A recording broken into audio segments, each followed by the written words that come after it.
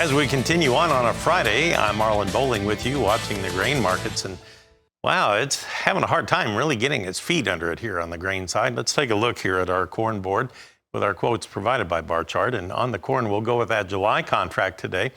And on the July, we're down 13.25 cents at 6.12 3/4.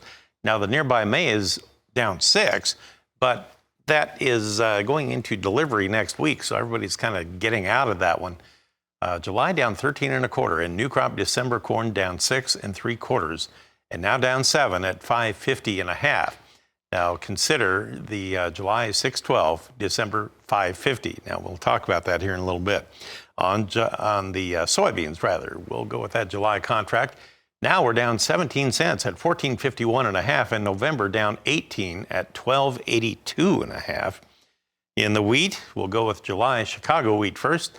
It's down 7.25 at 672 3/4.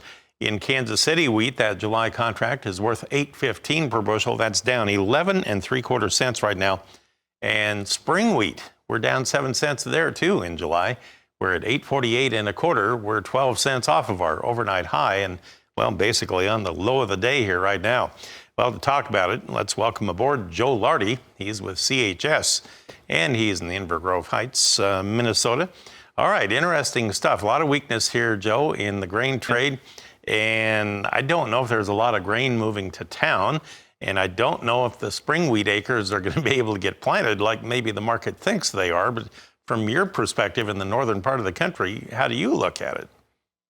Well, in terms of movement right now, it's pretty slow. And we're seeing some decent pushes in basis in certain areas. So that's one thing to definitely keep an eye on. If you're in an area that might be a little bit short of grain, you might get a good opportunity here in the next 30 days. How big of a push are you talking about here?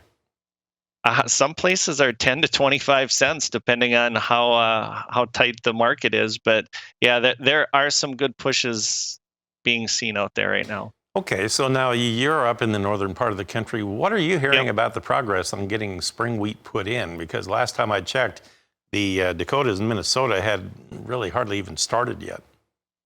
Right. And to me, it's one of those things where I'm still looking at the calendar going, it's April 21st. And I'm not ready to reach for the panic button yet. And just speaking of planning progress, we had an interesting discussion yesterday. 3 states last year had record corn yields: Minnesota, Wisconsin, and Illinois.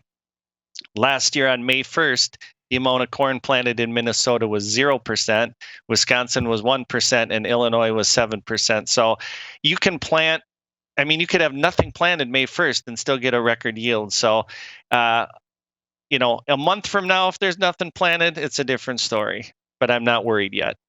So from your perspective, have farmers been inquiring a lot about maybe doing some hedging for new crop, even though the new crop prices are at quite a discount right now to the nearby? No, it's been pretty quiet. The price levels right now just are not super engaging.